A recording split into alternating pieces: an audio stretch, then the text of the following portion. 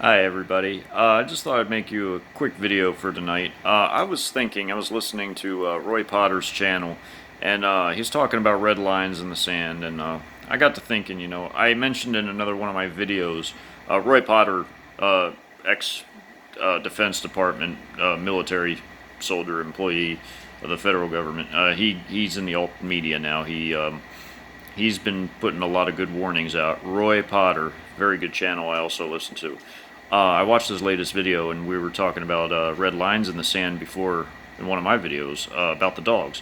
What is everybody's red line in the sand? Well, I can tell you mine would be something like a forced vaccine, or generally anyone coming to try to kill me, obviously, because if someone's trying to kill me, then I have no choice but to defend myself. Well, when it comes to that, it doesn't matter what they're wearing, and you catch my drift, right? Like, it doesn't matter if they're in foreign military uniforms, it doesn't matter if they're in civilian clothes. Anyone that's coming to your home with the intent to harm you or to force you to do something against your will or to kidnap you from your home and take you to a concentration camp, they're not your friend, and they don't have your best interests at heart, and they need to be defended against.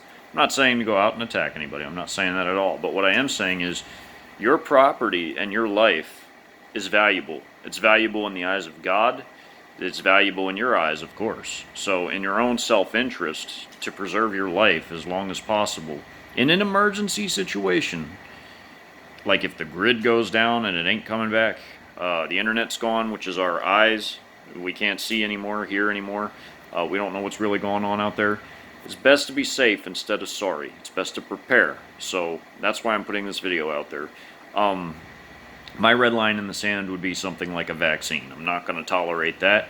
Nobody's going to come and force a vaccine on me. And certainly not using force, because I will defend myself. I will.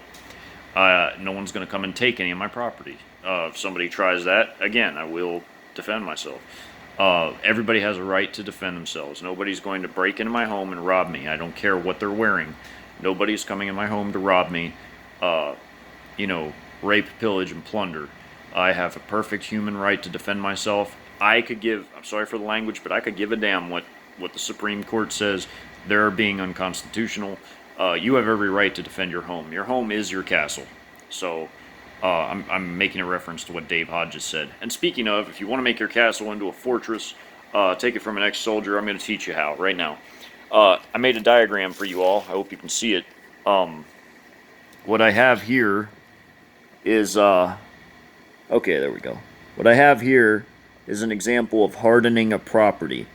I hope you all can see it really well. Right here, this here is a house that is not hardened. What I mean by hardened is I mean reinforced to defend. If everybody in America turned their home into a fortress when the emergency comes, nobody would be able to take this country. But I doubt that'll happen because most Americans are sluggish or lazy, or they don't care about what's coming, and they're not even prepared anyway. But for those of you that have an interest in hardening your homes or protecting your families or other things that are righteous, good, and godly, please pay attention. Now this here is a home that is not reinforced. It has a fence, which can either be chain link, wood, brick, etc. You have a gate right here, a gate right there, a driveway, a mailbox, a walkway, and then there's the house. I hope y'all can see it. Basically, you go from that down to here to a hardened house, and you can make things like a barbed wire garden, which is like low hanging barbed wire that's arrayed in a manner to where it's like a grid of barbed wire strands. And this is so that if enemies come over your fence, they have to go through that, and that buys you time because they get caught up on the barbed wire, and you have time to defend yourself. You can improvise your home with earthworks and other things, and you can, you can do that by hand or by other means.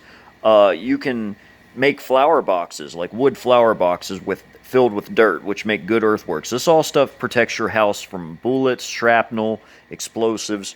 This will keep your house safe from stuff like that. You can make Czech-style hedgehogs. A hedgehog is like a twisted, like an X patterned rail tie or wood thing, and this is to block vehicles from ramming your house. These are just examples of ways you can harden your house and fortify your home. I just used a quintessential American style property. Now, if you really want to protect yourself and your family, when the grid goes down or when a red line is crossed, and you all have your own red lines, I'm assuming, just like me, you can protect your house, and these are ways you can do it. It'll make your house less desirable for an enemy to hit, unless they're just that hard-headed and determined. But, I just thought I would, show you all that. Y'all be blessed. You have a good night. Seriously consider all the events going on and how you're going to respond to it.